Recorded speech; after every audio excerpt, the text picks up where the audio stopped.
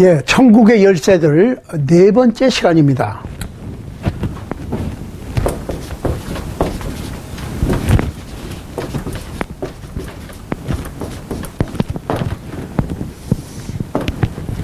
자, 우리 지난 시간에 성장해야 된다. 성장하는 요소는 예수 그리스도의 은혜와 예수 그리스도를 아는 지식이다. 그거는 모임을 통해서, 공중 예배를 통해서 은혜를 얻고, 말씀을 통해서 은혜를 얻고. 예배는 두 가지가 있다. 하나는 공중 예배, 교회로서의 예배가 있고 개인의 생활의 예배가 있다. 오늘은 두 가지 중에서 공중 예배, 교회 예배에 대해서 생각을 하도록 하겠습니다. 자, 교회의 예배, 즉 크리스천들이 모여서 하는 예배에는 그 요소가 5가지가 있어요. 자, 우리가 주일날 썬데이에 예배하러 모이는 목적이 뭐라고 그랬어요? 주님의 만찬, 주의 만찬. 그 여러분들 쭉 적으세요. 떡을 뗀다. 떡을 떼러 하러 모이니까 고린도전서 10장 16절, 사도행전 2장 42절 적으세요. 사도행전 20장 7절, 고린도전서 11장 17절로 34절,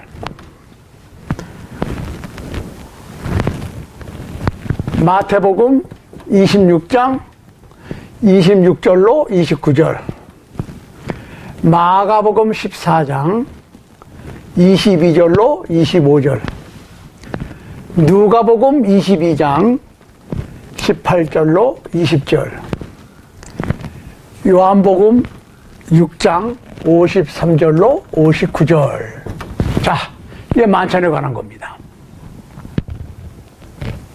안식 후 첫날 우리가 떡을 떼려 하여 모였더니, 기념하면서 주의 죽으심을 예수님께서 다시 오실 때까지 선포하는 거예요. 그거를 하기 위해서 모이는 거예요. 자, 모였으니까 두 번째로 뭐를 하느냐? 말씀, 강론, 사도들의 교훈을 듣는다. 사도행전 2장 42절 쭉 적으세요. 그리고 꼭 찾아보셔야 돼, 개인적으로. 히브리서 13장 9절, 디모데전서 4장 16절, 시편 119편 105절. 말씀 연구를 하는 거예요. 세 번째로 기도도 하지요. 합심해서 기도하면 이루어진다고 그랬으니까 주일날 모여서 마음을 합쳐서 기도하는 거예요. 사도행전 2장 42절, 고린도전서 14장 15절, 데살로니가전서 5장 17절, 로마서 12장 12절, 에베소서 6장 18절, 고린도전서 7장 5절, 누가복음 18장 1절로 14절. 보면 기도에 관해서 나오는 거예요. 기도를 어떻게 할 것이냐? 기도가 뭐냐? 응답받는 기도를 하려면 어떻게 할 것이냐? 여기 다 나와 있어요. 네 번째로 연보하죠. 연보. 디모데전서 5장 18절, 고린도전서 16장 1절로 3절, 고린도후서 2장 12절, 고린도후서 8장 1절로 15절, 고린도후서 9장 1절로 15절. 여기 보면 연보에 대해서 쭉 나와요. 언제 할 것이냐? 얼마만큼 할 것이냐? 다섯 번째, 찬양.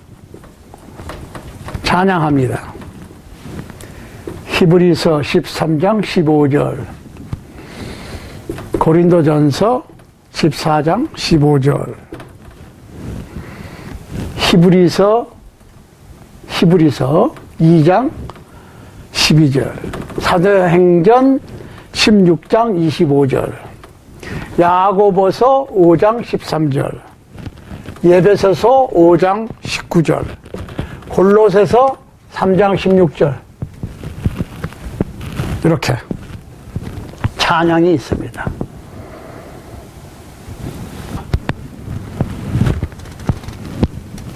자, 주님의 만찬에 대해서는 제가 말씀을 많이 드렸기 때문에 여기서 생략하고 말씀 강론.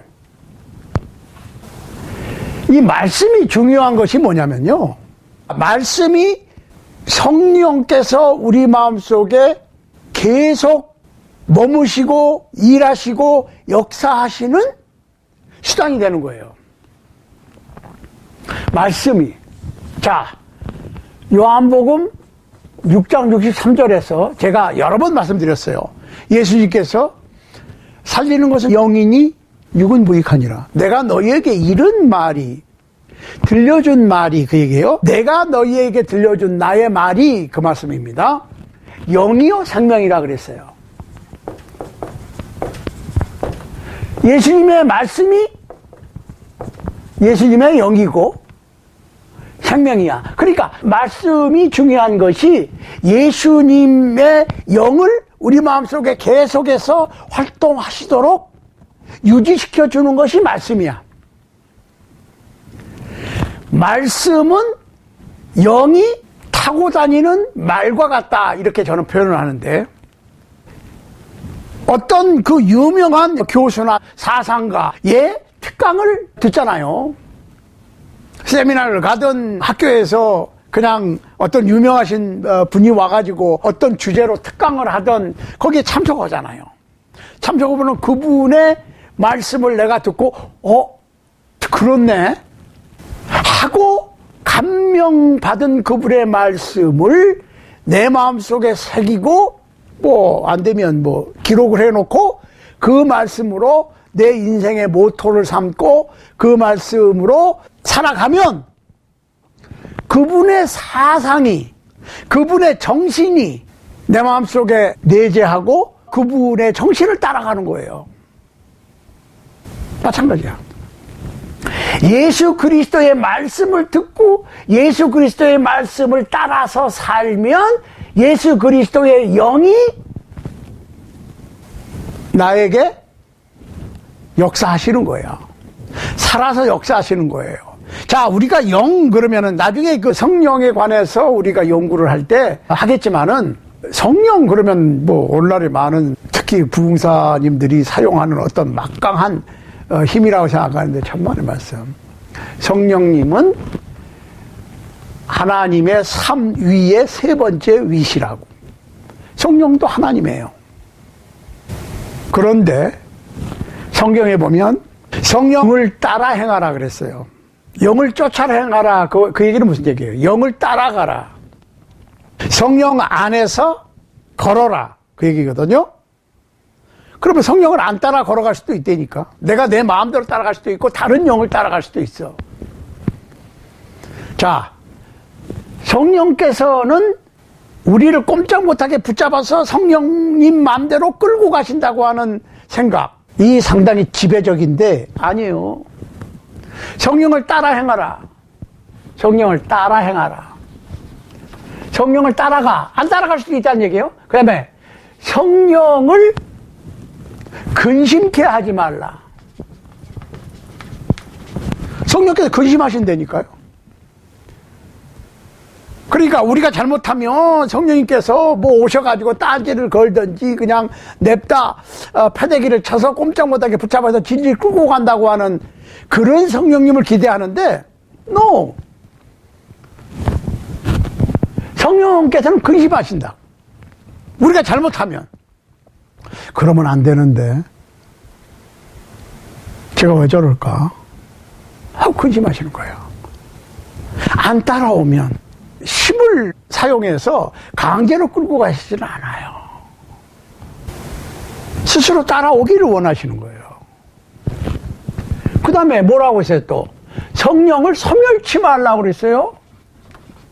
성령을 소멸할 수도 있어 우리가. 여기서 말하는 소멸이라고 하는 말은 영어로 quench, 꺼버리는 거예요. 우리가 캠프파이어 한다. 바닷가에서 하든 뭐 산에 가서 하든 아무튼 불을 피워. 근데 거기다 모래를 확 끼얹든지 물을 끼얹어 버리는 것을 quench, 소멸한다고 그러는 거예요. 그러면 우리가 성령님께서 활동하시도록 할 수도 있고 안 할 수도 있고, 내가 그렇게 할 수도 있고 안 할 수도 있어요. 그러니까 성령님께서 내 마음속에 들어오시는 것은 내 허락이 있어야 돼. 내가 성령님을 모셔드려야 된다는 얘기입니다.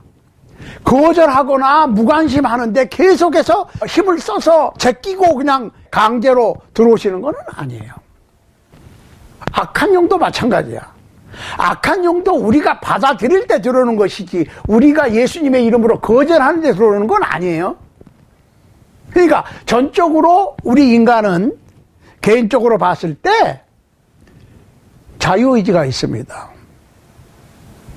첫사람 아담 그리고 하와에게 선악을 알게 하는 나무의 열매를 따먹지 말라고 하셨을 때에 안 따먹을 수 있는 인간을 만드실 수도 있었어요. 하나님 그거 못 만들어요? 로봇으로 만들면 되지. 로봇은 개인의 의지에 의해서 움직이는 것이 아니라 입력한 대로 움직입니다. 그러니까 선악을 알게 하는 나무 열매를 안 따먹는 인간을 만드실 수도 있었어요. 그런데 그렇게 안 하셨어. 스스로 따르기를 원하셨다고. 자유의지를 주셨다는 거야. 그걸 아셨기 때문에 메시아를 계획하신 거예요. 예수님께서 서기 원년에 베들레헴에서 처녀 마리아의 몸에서 태어나신 것은 어떻게 우연의 일치로 된 게 아니고 하나님의 계획에 의해서 그렇게 된 거예요. 인류의 역사도 마찬가지야. 하나님의 계획 안에 들어가 있습니다. 인류의 역사가 형성되는 데서 하나님의 뜻이 있고 인간이 해야 될 부분이 있다고. 하나님께서는 인간이 타락할 줄을 아셔서 메시아를 준비해 놓으셨어. 준비한 메시아를 통해서 복음을 주셨고, 그러면 복음도 강제로 하느냐? No! 복음을 순종하고 안 하고는 똑같이 선악을 알게 하는 나무의 열매를 따먹고 안 따먹고는 전적으로 하와와 아담이 결정하듯이 복음을 믿고 안 믿고는 개인이 결정하는 거예요. 개인이.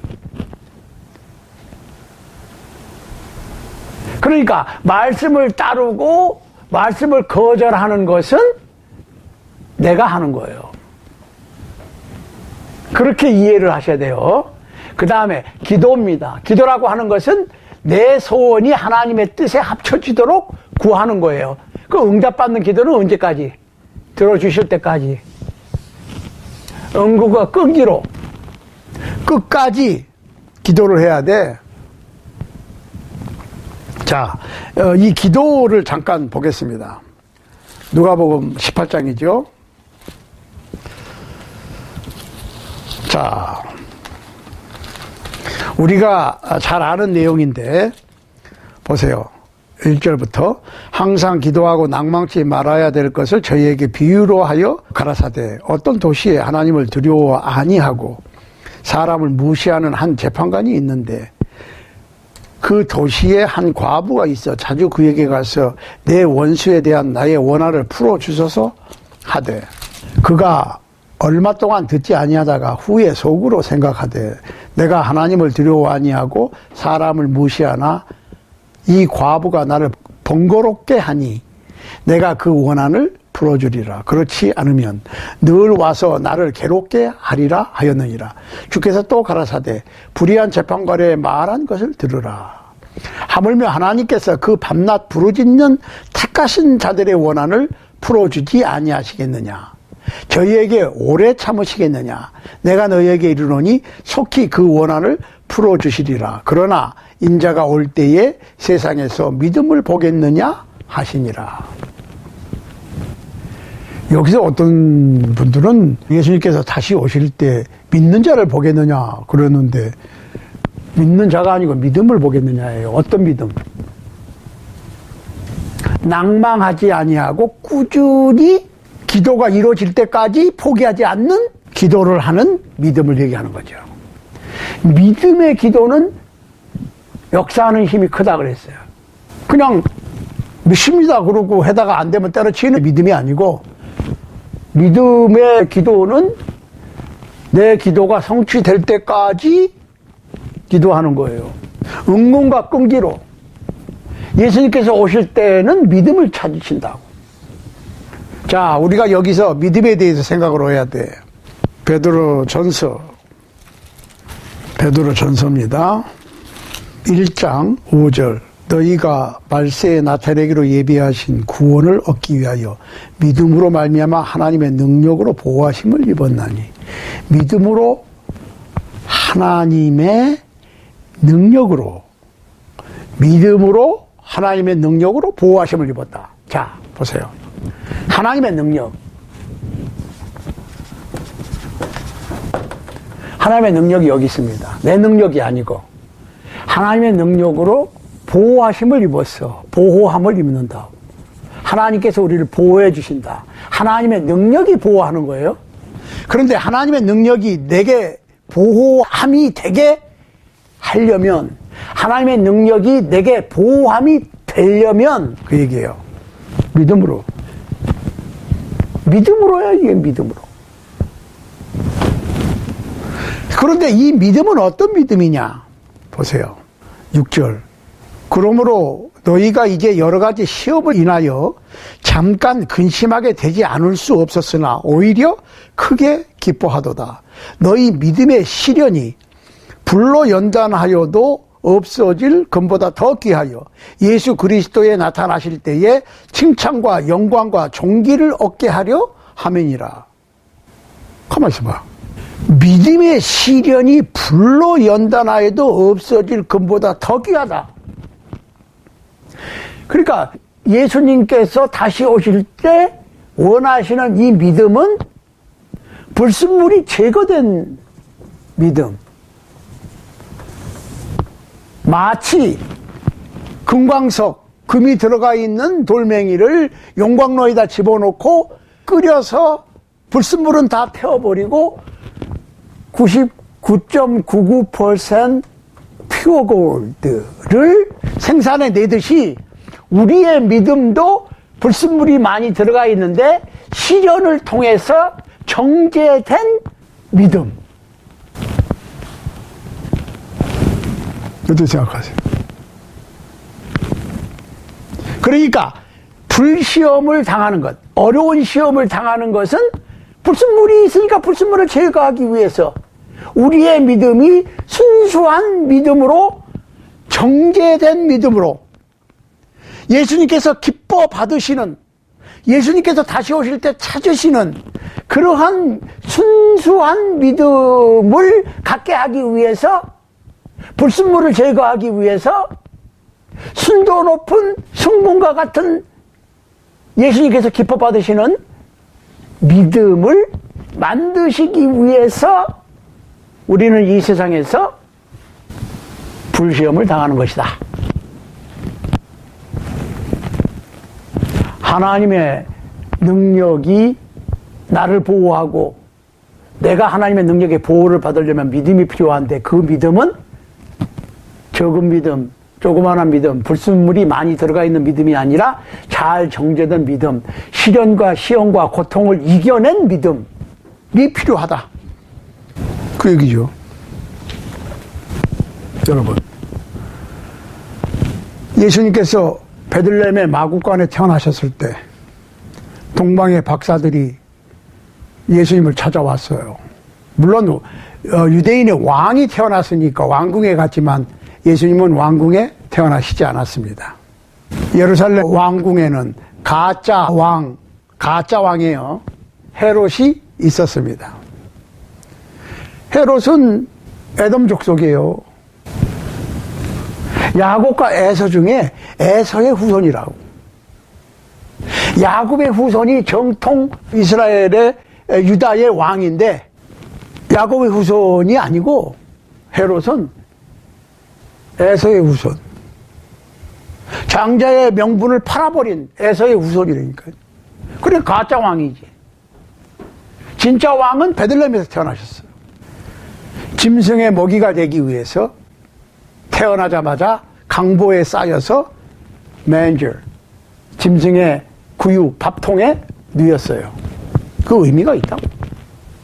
예수님께서는 짐승과 같은 죄인들의 먹이가 되고 짐승과 같이 타락된 인간을 구원하시기 위해서 살려주는 구세주로 자기가 희생해서 인류의 대속을 하실 요량으로 태어나셨는데 마구간에서 태어나셨다.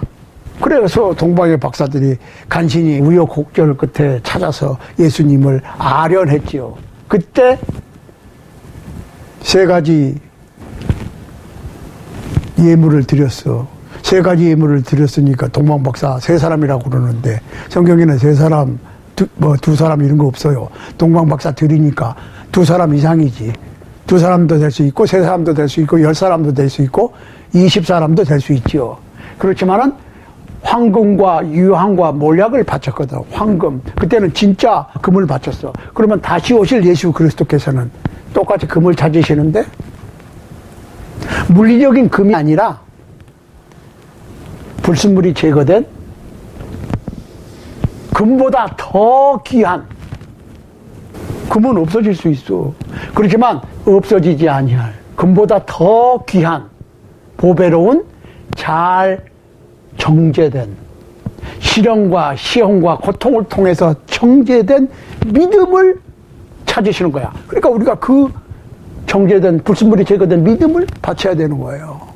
그러니까 여러분들 우리에게 당하는 고통과 역경과 시련은 축복이에요.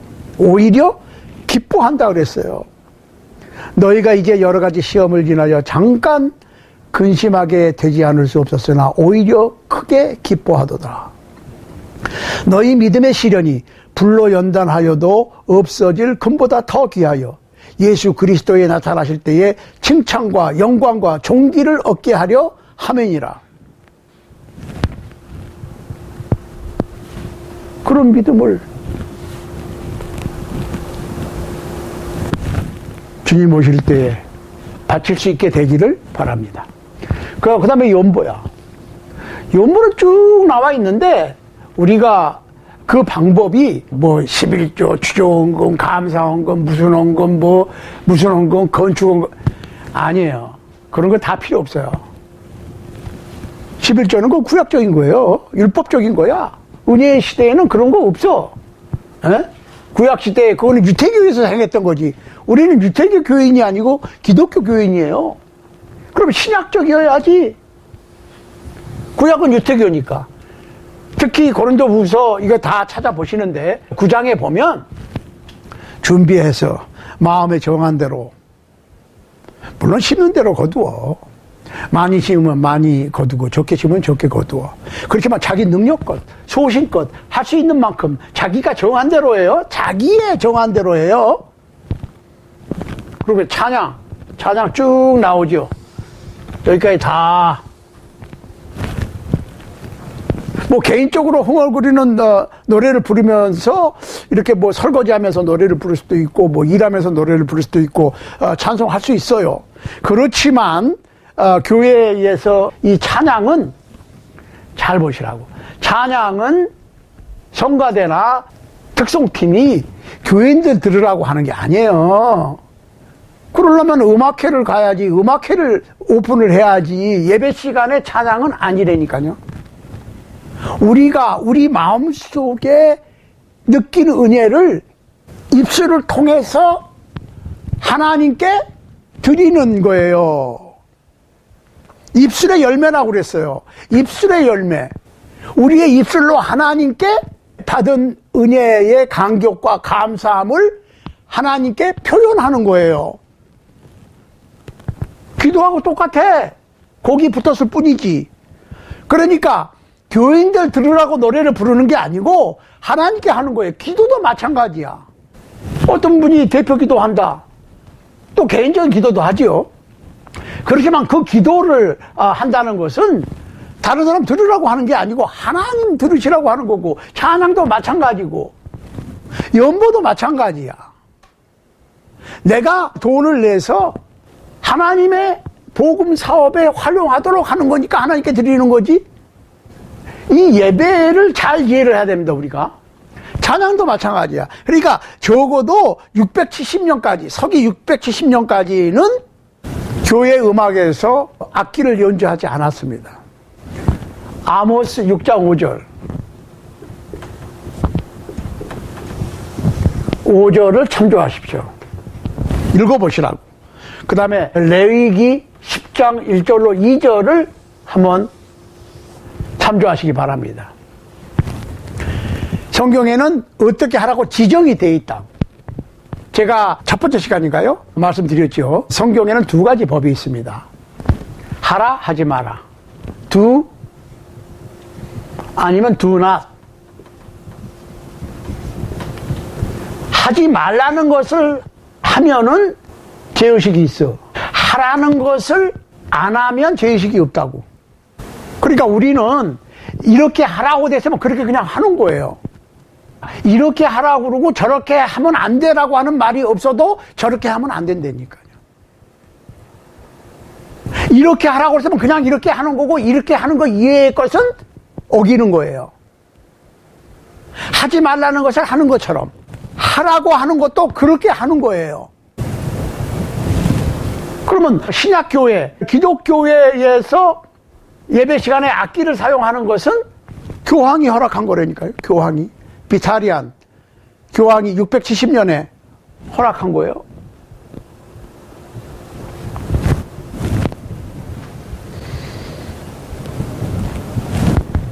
자, 하라고 하는 것을 하지 않는 것도 잘못이고, 이렇게 하라고 그랬는데 이렇게 안 하고 다르게 하는 것은 안 된다고 하는 얘기가 없어도 다르게 하면 안 된다는 거예요. 그 얘기가 이 레위기 10장 1절로 2절에 나와요.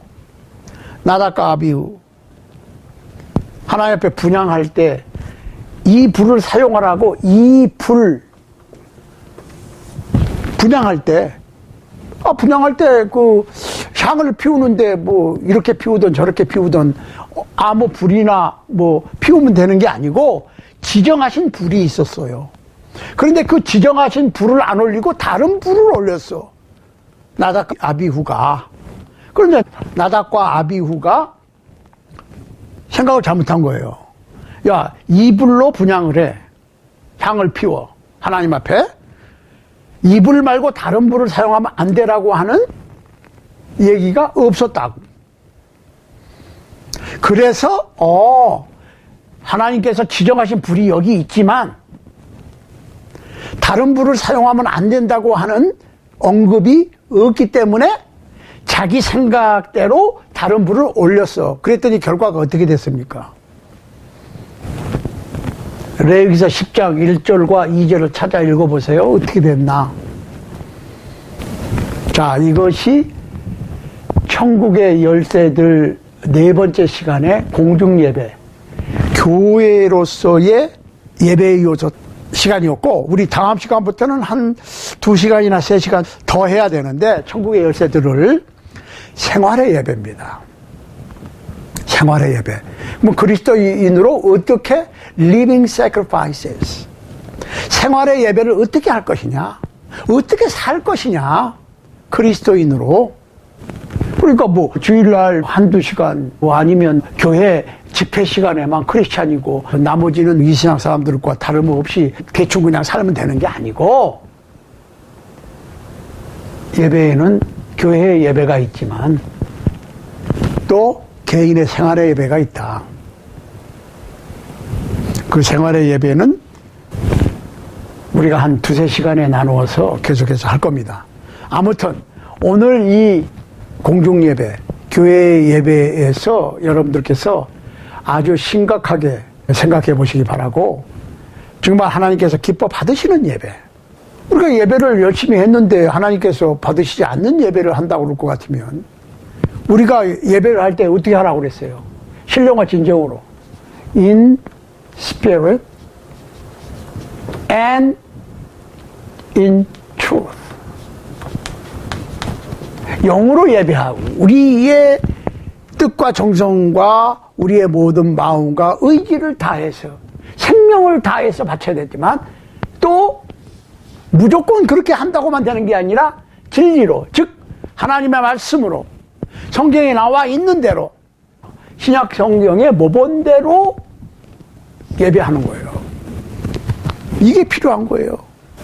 여러분께서 계속해서 이 예배에 대해서 잘 숙고해 보시고, 부디 하나님께서 기뻐 받으시는 예배를, 교회 예배, 공중 예배를 할 수 있는 여러분과 제가 되기를 우리 주님 예수 그리스도 이름으로 간절히 소원합니다.